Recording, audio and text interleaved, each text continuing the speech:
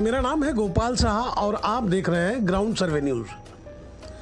जब मैं ये खबर लिखने बैठा हूं तो मेरे जहन में एक नहीं हजारों मजबूर लोगों की तस्वीरें घूम रही है और घूम रहा है देश के प्रधानमंत्री नरेंद्र मोदी की तस्वीर और उनकी कही गई बातें।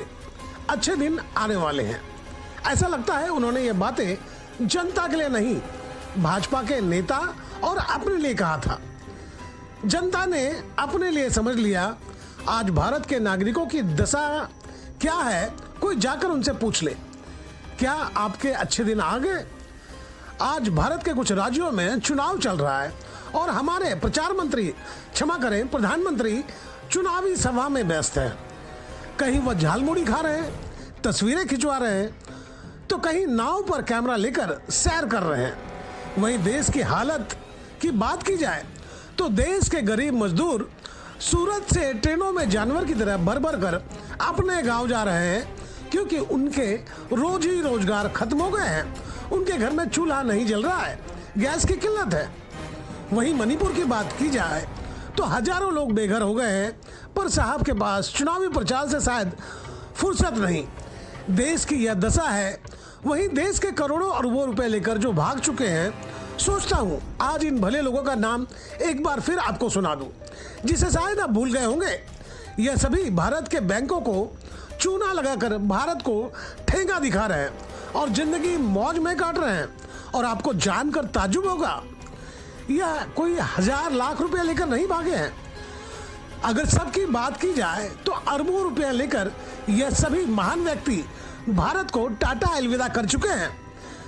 एक बार नाम सुन लें, शायद आपको याद आ जाए। विजय माल्या, किंगफिशर, आपको याद ही होगा, किंगफिशर एयरलाइंस, जिन्होंने 9,000 से 11,000 करोड़ रुपया लेकर फुर हो गए। Nirav Modi, Punjab national bank scam, आपको याद होगा, 9,000 से 14,000 करोड़ तक लेकर गायब हुए। मेहुल चौकसी, याद है कि नहीं? मेहुल चौकसी, गीतांजलि जेम्स वाले पीएनबी स्कैम, 7,000 करोड़ से ज्यादा की रकम लेकर चल दिए। नितिन जे संदेशरा, आपको याद है?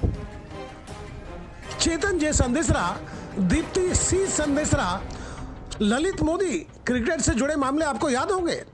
जतिन मेहता, यह लाखों नहीं जनाब करोड़ों रुपए लेकर विदेश निकल गए और कभी भारत लौटकर नहीं आए।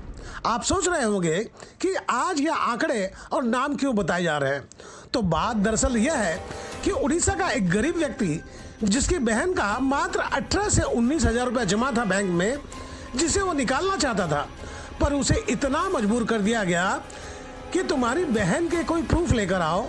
और गरीब को जब कुछ समझ नहीं आया तो अपनी मरी हुई बहन की लाश लेकर बैंक पहुंच गया। अब यह लोग चर्चा कर रहे हैं, सोचे भारत के नागरिकों की आत्मा शायद मर गई है। अच्छे दिन के आस में जीते जी मर चुके हैं, जीने का स्वांग चल रहा है।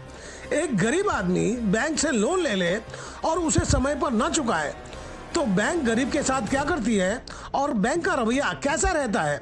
वहीं जब कोई धन्ना सेठ रुपया लेकर चला जाए तो पूरा सिस्टम खामोश। यह अच्छे दिन की तस्वीर है, जिसे देख ले भारत की दशा और दिशा कैसी हो गई है, जिससे यह दिखने लगा है कि शायद इसी अच्छे दिन का इंतजार था। आप देख लें इस तस्वीर को और सोचें कि भारत के नागरिकों के क्या अच्छे दिन आ गए हैं।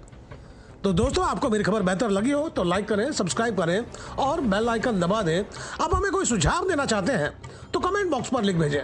तो गोपाल साहब को दीजिए इजाजत, जल्द हम दूसरी खबर के साथ हाजिर होंगे।